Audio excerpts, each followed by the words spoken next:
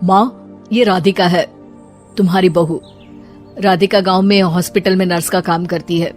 बस हम दोनों में दोस्ती हो गई और हमने शादी कर ली। राधिका, माँ के पैर छू। अरे चल हट नालायक।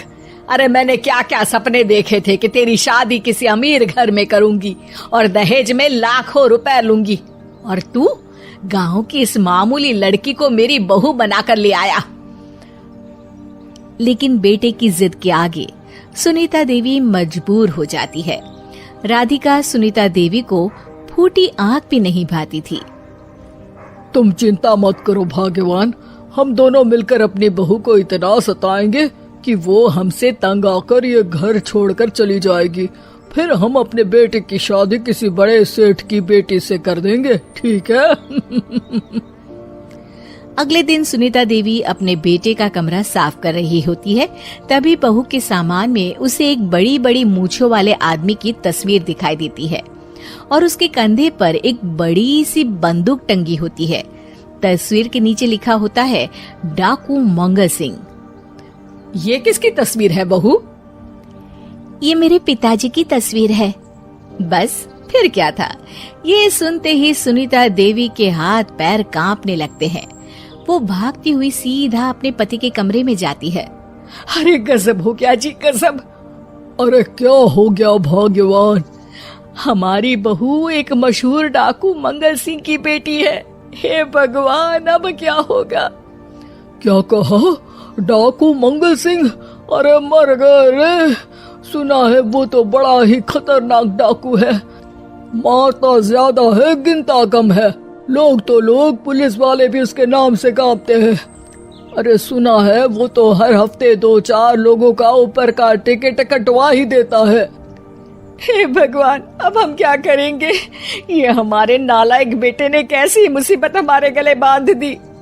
हाँ वो तो है, अगर हमने बहू को जरा भी तकलीफ दी तो उसका बाप मंगल सिंह हमें गोली से उड़ा देगा।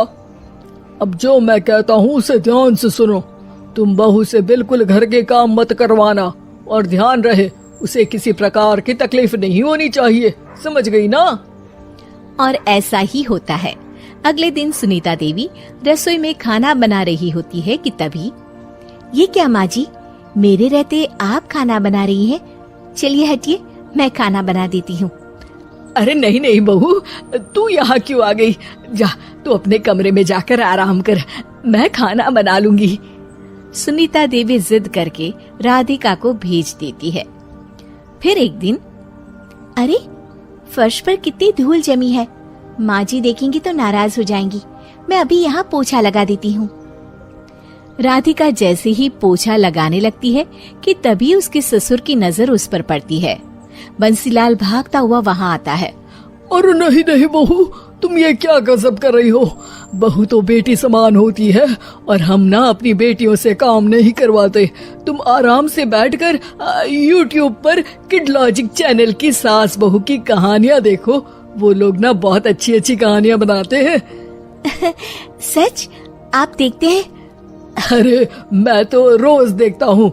शहर की बहू तो मेरी फेवरेट कहानी है। हाँ, ये कहकर बंसीलाल पोछा लगाने लगता है।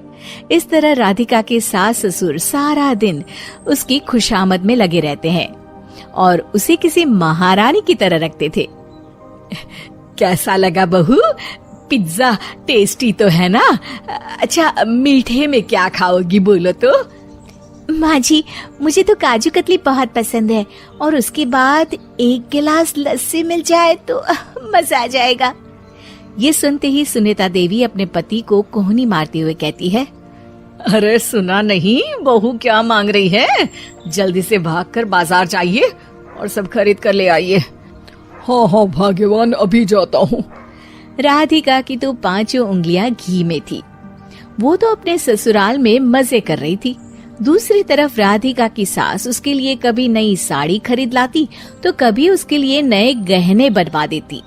फिर एक दिन डाकू मंगल सिंह अपनी बेटी राधिका से मिलने अपने आदमियों के साथ आता है। उन सबको देखते ही राधिका के सास ससुर डर के मारे कांपने लगते हैं। मर गया रे। डाकू मंगल सिंह तो सच में कितना डरावना दिखता है, ऊपर से इतनी बड़ी बंदूक लेकर घूमता है। कैसे हैं समधी जी? क्या हुआ? आप इतना घबरा क्यों रहे हैं? और आपको इतना पसीना क्यों आ रहा है? आपकी तबीयत तो ठीक है ना? जी अभी तक तो ठीक है, पर लगता है बहुत जल्द खराब होने वाली है। क्या कहा आपने?